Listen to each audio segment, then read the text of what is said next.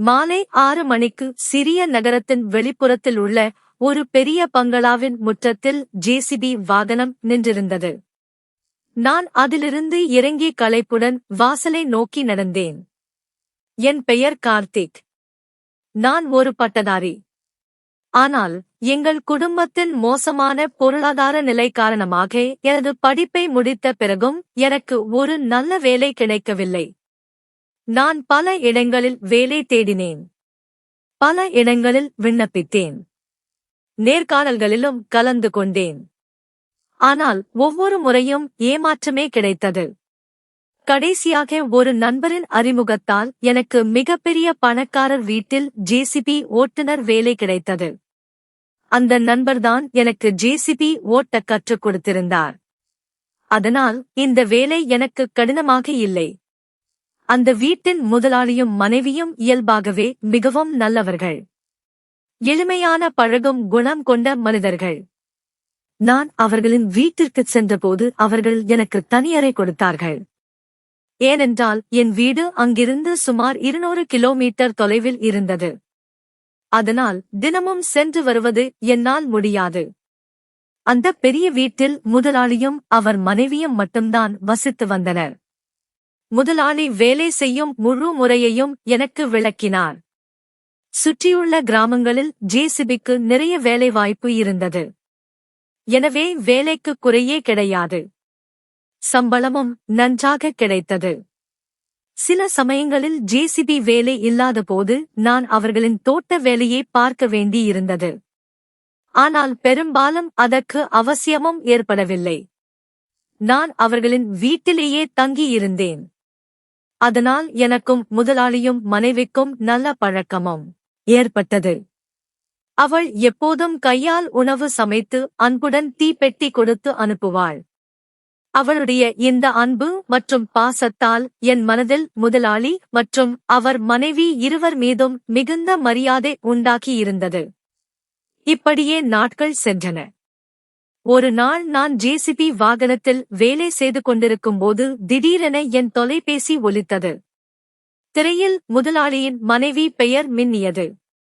அழைப்பை ஏற்றபோது அவள் மிகவும் அழுது கொண்டிருந்தாள். நடுங்கிய குரலில் முதலாளிக்கு மாரடைப்பு வந்துவிட்டது. நீ உடனடியாக வீட்டுக்கு வா, அவர் மிகவும் அவதிப்படுகிறார் என்றாள். இதைக் கேட்டதும் என் காலடியில் இருந்த பூமி விலகியது போல் உணர்ந்தேன். நான் அருகிலிருந்த வயலில் வேலை செய்து கொண்டிருந்தேன். உடனடியாக ஒருவரிடமிருந்து இருசக்கர வாகனத்தை வாங்கி வேக வேகமாக முதலாளியின் வீட்டை நோக்கிச் சென்றேன். அங்கே சென்று பார்த்தபோது முதலாளி மிகவும் சிரமப்பட்டுக் கொண்டிருந்தார். அவரது மூச்சு கட்டுக்குள் இல்லை. நான் ஒரு நொடியும் தாமதிக்காமல் அவரது காரை எடுத்து முதலாளியை முன் இருக்கையிலும் முதலாளியின் மனைவியை பின் இருக்கையிலும் அமர வைத்து காரை வேகமாக ஓட்டினேன். வழி எங்கும் என் மனதில் ஒரே ஒரு பிரார்த்தனைதான் ஓடிக்கொண்டிருந்தது. கடவுளே, என்ன ஆனாலும் முதலாளியை காப்பாற்று. சிறிது நேரத்தில் நாங்கள் மருத்துவமனையை அடைந்தோம். மருத்துவர் உடனடியாக அவரை உள்ளே அழைத்துச் சென்று பரிசோதனைகளைத் தொடங்கினார். நானும் முதலாளியின் மனைவியும் வெளியே நின்றிருந்தோம். எங்கள் இதயங்கள் வேகமாக அடித்துக் கொண்டிருந்தன. ஆனால் சில நிமிடங்களுக்குப் பிறகு மருத்துவர் வெளியே வந்து மெதுவான குரலில், மன்னிக்கவும், நாங்கள் அவரைக் காப்பாற்ற முடியவில்லை என்றார். இதைக் கேட்டதும் முதலாளியின் மனைவி கண்கள் முழுவதும் கண்ணீரால் நிரம்பி வெள்ளமெனப் பெருகியது. அவள் அங்கேயே தரையில் சரிந்து விழுந்தாள். என் கண்களில் இருந்து கண்ணீர் வழிந்தது. இவ்வளவு நல்ல மனிதர்கள் வாழ்க்கை இவ்வளவு சீக்கிரம் முடிந்துவிடுமோ என்பதைக் கண்ணால் நம்பவே முடியவில்லை. மருத்துவர் முதலாளியே இறந்துவிட்டதாக அறிவித்தார். அந்த நொடியில் மொத்த வீட்டிலும் துக்கத்தின் மலை சரிந்தது. முதலாளியின் மனைவியின் வாழ்க்கை அப்போதுதான் பூக்கத் தொடங்கியிருந்தது. திருமணம் முடிந்து 4 வருடங்கள் மட்டுமே ஆகியிருந்தன. இன்னும் குழந்தை இல்லை. அந்த தருணத்தில் விதி சில சமயங்களில் எவ்வளவு இரக்கமற்றது என்பதை நான் ஆழமாக உணர்ந்தேன். ஒரு நொடியில் சிரித்து விளையாடும் வீட்டை அது சூனியமாக்கிவிடும். என் சொந்த இதயம் உள்ளிருந்து முற்றிலும் காலியாகிவிட்டது.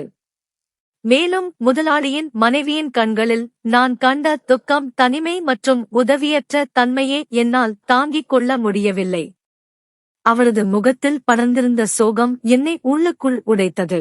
அந்த நாள் முதலாளியின் மனைவிக்கு மட்டுமல்ல, என் வாழ்க்கையையும் நிரந்தரமாக மாற்றியது. அவரது உலகம் இப்போதுதான் தொடங்கியது. ஆனால் விதி அந்த உலகத்தை நீண்ட காலம் நிலைக்க விடவில்லை. முதலாளி இறந்த பிறகு அவரது உடலை வீட்டிற்கு கொண்டு வந்தேன். கிராம மக்கள், உறவினர்கள், தெரிந்தவர்கள் என அனைவரும் கூடியிருந்தனர். வீடு முழுவதும் துக்கம் சூழ்ந்திருந்தது. அவரது உடலுக்கு இறுதிச் சடங்குகள் செய்யப்பட்டு தீ மூட்டப்பட்டிருந்த அனைவரும் கண்களில் இருந்தும் கண்ணீர் வெள்ளமென பெருக்கெடுத்து ஓடியது. முதலாளியின் மனைவியின் துக்கத்தை வார்த்தைகளால் விவரிக்கவே முடியவில்லை. சில நாட்களுக்கு அவள் தன் பெற்றோர் வீட்டிற்குச் சென்றாள். அவள் சென்ற பிறகு வீடு இன்னும் அதிகமாக வெறுமையாக இருந்தது. நானும் அந்த வீட்டிலே தங்கினேன். என் கையால் சமைத்து சாப்பிட்டேன். வெளியில் உள்ள அனைத்து வேலைகளையும் நானே செய்தேன். முதலாளியின் அறிமுகத்தால் எனக்கு வேலையும் நன்றாக கிடைத்தது. மக்கள் வேலைக்காக என்னிடம் வருவார்கள். நான் அவர்களுக்கு வேலை செய்து கொடுத்தேன். அதற்கு ஈடாக நல்ல வருமானம் கிடைத்தது. நான் எப்போதும் பணத்தின் கணக்கை சரியாக வைத்திருந்தேன். ஏனெனில் என் மனதில் முதலாளி மற்றும் அவரது குடும்பத்திற்காக மிகுந்த நேர்மையும் விசுவாசமும் இருந்தது. சுமார் 2.5 மாதங்களுக்குப் பிறகு முதலாளியின் மனைவி வீட்டிற்கு திரும்பி வந்தாள். அந்த மாலை நான் ஜேசிபி வாகனத்துடன் வீட்டிற்கு வந்தபோது வாசலில் முதலாளியின் மனைவியை பார்த்தேன். நான் உடனடியாக ஜேசிபியில் இருந்து இறங்கி அவளிடம் சென்றேன். நான் அவளிடம், நீங்கள் சென்ற பிறகு நான் வேலை செய்து கொண்டு வருகிறேன். சில பணமும் சேர்ந்திருக்கிறது என்றேன். இதைச் சொல்லிக் கொண்டே என் அறையில் இருந்த பணத்தை எடுத்து வந்து அவள் முன் வைத்தேன். இவ்வளவு பணத்தை பார்த்ததும் முதலாளியின் மனைவியின் கண்களில் வியப்பும் ஆச்சரியமும் மின்னியது. அவர் சந்தோஷப்பட்டு, கார்த்திக், நீங்கள் உண்மையிலேயே மிகவும் நேர்மையானவர். உங்களிடத்தில் வேறு யாராவது இருந்திருந்தால் ஒருவேளை பணத்தின் ஏதேனும் முறைகேடு செய்திருப்பார்கள்.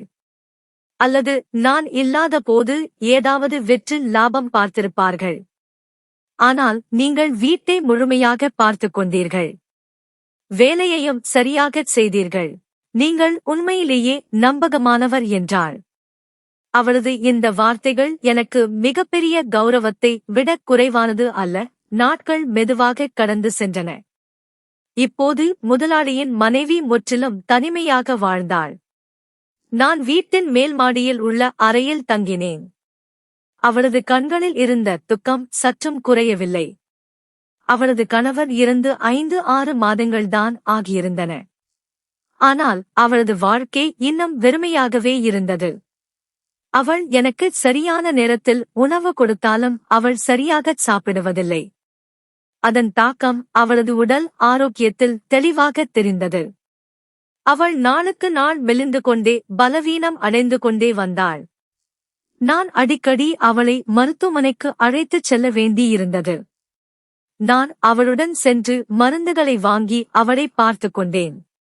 முதலாளியின் மனைவி எப்போதும் என்னை ஒரு விசித்திரமான பாராட்டுக் கண்களுடன் பார்த்தாள். ஒரு நாள் அவள் மெதுவான குரலில், என் வாழ்க்கையில் இப்போது எதுவும் இல்லை. குழந்தையும் இல்லை, குடும்பமும் இல்லை, கணவரின் அன்பும் இல்லை. எனக்கு என்ன செய்வது என்றே தெரியவில்லை என்றாள். அவளது வார்த்தைகளில் இருந்த வலி என் இதயத்தை பிளந்து சென்றது. நான் அவளை சமாதானப்படுத்தி, கடவுள் நமக்கு வாழ்க்கை கொடுத்திருக்கிறார் என்றால் அதை வாழ வேண்டும். ஒவ்வொரு புதிய நாளும் வாழ்வதற்கு ஒரு காரணம் உண்டு என்றேன். நான் இளைஞனாகவும் புத்திசாலியாகவும் இருந்தேன். ஆனால் அவரது வார்த்தைகள் என்னை உள்ளுக்குள் மிகவும் உணர்ச்சிவசப்படுத்தியது. ஒரு நாள் வேலை இல்லாததால் நான் என் அறையில் அமர்ந்திருந்தேன். அப்போது முதலாளியின் மனைவி என்னை அழைத்தாள். அவள் காலில் அமர்ந்து தொலைக்காட்சி பார்த்துக் கொண்டிருந்தாள். நான் அவளிடம் சென்று என்ன ஆனது என்று கேட்டேன். அவள் மெதுவாக, ஒன்றுமில்லை, யாரிடமாவது பேச வேண்டும் என்று தோன்றியது. அதனால் உன்னை அழைத்தேன் என்றாள். பிறகு அவள் என் கணவர் போனதிலிருந்து நான் முற்றிலும் தனியாகிவிட்டேன். என் மனதை லேசாக்க என் மனதில் உள்ள விஷயங்களைச் சொல்ல எனக்கு யாரும் இல்லை. இன்று உனக்கு விடுமுறை என்பதால் உன்னுடன் சிறிது பேசலாம் என்று நினைத்தேன். இது என் மனதை லேசாக்கும். நான் அவள் அருகில் அமர்ந்தேன். அவள் என் தனிப்பட்ட வாழ்க்கையைப் பற்றி கேட்கத் தொடங்கினாள். அவள் உன் வீட்டில் யார் யார் இருக்கிறார்கள் என்று கேட்டாள். நான் சிரித்துக்கொண்டே என் வீட்டில் அம்மாவும் அப்பாவும் நானும் என 3 பேர்தான் இருக்கிறோம். இதைக் கேட்டு அவளும் சிறிது நேரம் அமைதியாக அமர்ந்திருந்தாள். பிறகு மெதுவான குரலில், அப்படியானால் நீங்கள் ஏன் இதுவரை திருமணம் செய்து கொள்ளவில்லை என்று கேட்டாள். நான் மெதுவாகச் சிரித்துக்கொண்டே, குடும்பத்தின் நிலை மிகவும் ஏழ்மையானது. அதனால்தான் இன்னும் திருமணம் செய்ய முடியவில்லை என்றேன். என் பதிலைக் கேட்டதும் அவள் சில வினாடிகள் என்னை உற்றுப் பார்த்தாள். அவளது கண்களில் கவலை, பாசம் மற்றும் தாயுள்ளம் நிறைந்திருந்தது. அவளது கண்களில் இருந்த இரக்கம் என் இதயத்தில் ஆழமாக பதிந்தது. சில நாட்களில் என் வீட்டில் எனக்கு பெண் பார்க்க அழைத்துச் செல்லவிருப்பதாக அவளிடம் தெரிவித்தேன். இதைக் கேட்டு அவள் மெதுவாகச் சிரித்து, அப்படியானால் உனக்கு எப்படிப்பட்ட பெண் வேண்டும் என்று கேட்டாள். நான் சற்று யோசித்து பதிலளித்தேன். குடும்பத்தின் நிலை ஏழ்மையானது. அதனால் பெண் எப்படி இருந்தாலும் பரவாயில்லை. ஆனால் அவள் புத்திசாலியாக இருக்க வேண்டும். குடும்பத்தினரை புரிந்து கொண்டு அவர்களுடன் சேர்ந்து வாழக்கூடியவளாக இருக்க வேண்டும் என்றேன். என் இந்த பதிலுக்குப் பிறகு அவள் ஆழமாக என் கண்களைப் பார்த்தாள். அவளது பார்வையில் ஒரு தனி அன்பு தெரிந்தது. ஆனால் நான் தொடர்ந்து பார்வையை திருப்பிக் கொண்டிருந்தேன். ஏனென்றால் அவளும் அவள் கணவரும் எனக்கு வேலை கொடுத்திருக்கிறார்கள். அதனால் நேர்மையாக இருப்பதுதான் என் மிகப்பெரிய கடமை. நான் உடனடியாக பேச்சின் தலைப்பை மாற்றி அவளை சமாதானப்படுத்தி அங்கிருந்து எழுந்தேன். மெதுவாக மாலை நேரம் வந்தது.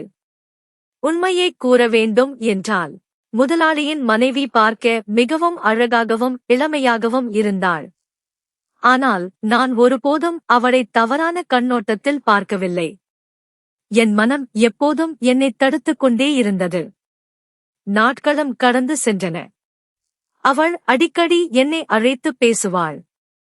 அவளது மனதின் வலி முற்றிலும் குறையவில்லை. ஆனால் மெதுவாக அவளது வேதனை லேசாகியது. என்னை பார்த்தால் சிரிப்பாள், என்னிடம் பேசி மனதை லேசாக்குவாள். சில சமயம் திருட்டுத்தனமாக என்னை பார்ப்பாள். சில நேரங்களில் நான் அவளுக்கு பிடித்திருக்கிறேன் என்று எனக்கும் தோன்றும். ஒரு நாள் மாலை எப்பொழுதும் போல அவள் எனக்கு டீ பெட்டி கொடுக்காமல் மெதுவான குரலில், இன்று நீ கீழே வந்து என்னுடன் சாப்பிடு என்றாள். நானும் ஆச்சரியப்பட்டேன். ஆனால் என் மனதில் ஒருவித ஆர்வம் எழுந்தது. இரவு 8 மணிக்கு நான் தயாராகி கீழே சென்றேன். அன்று அவள் எனக்காக விசேஷமாக மிகவும் சுவையான உணவுகளைச் சமைத்திருந்தாள். நாங்கள் இருவரும் மேசையில் நேருக்கு நேர் அமர்ந்து சாப்பிடத் தொடங்கினோம். சாப்பிடும்போது அதிகம் பேசிக் கொள்ளவில்லை. ஆனால் எங்கள் கண்கள் மீண்டும் மீண்டும் ஒருவரை ஒருவர் பார்த்துக் கொண்டன.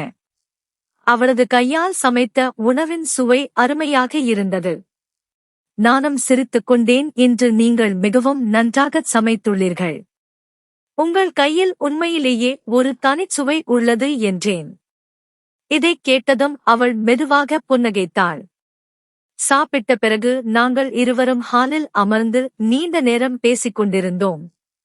அப்போது நான் தைரியமாக அவளிடம், நீங்கள் இன்னும் மிகவும் இளமையாக இருக்கிறீர்கள். அப்படியானால் நீங்கள் ஏன் மறுமணம் செய்து கொள்ளவில்லை? உங்கள் திருமணம் நடந்து 4 வருடங்கள் கூட ஆகவில்லை என்று கேட்டேன். என் வார்த்தைகளைக் கேட்டு அவள் சிறிது நேரம் அமைதியாக இருந்தாள். பிறகு மெதுவாக, திருமணம் செய்து கொண்டால் நல்ல கணவர் கிடைப்பார் என்பதற்கு எந்த உத்தரவாதமும் இல்லை. என் கணவர் மிகவும் நல்லவர். அப்படிப்பட்ட கணவர் எனக்கு மீண்டும் கிடைப்பாரா என்பதற்கு என்ன நிச்சயம்?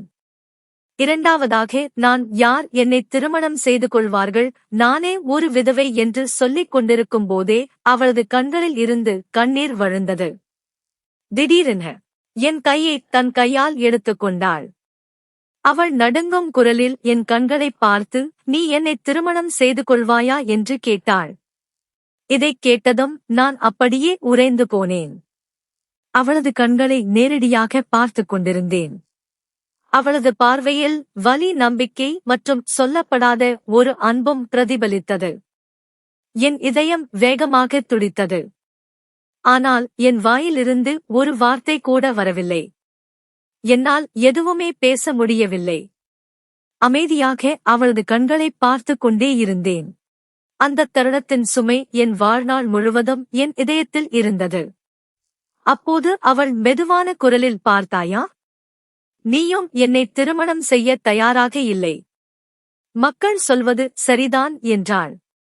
நான் அவளைப் பார்த்து சற்று தீவிரமான குரலில், நீங்கள் பார்க்க மிகவும் அழகாக இருக்கிறீர்கள்.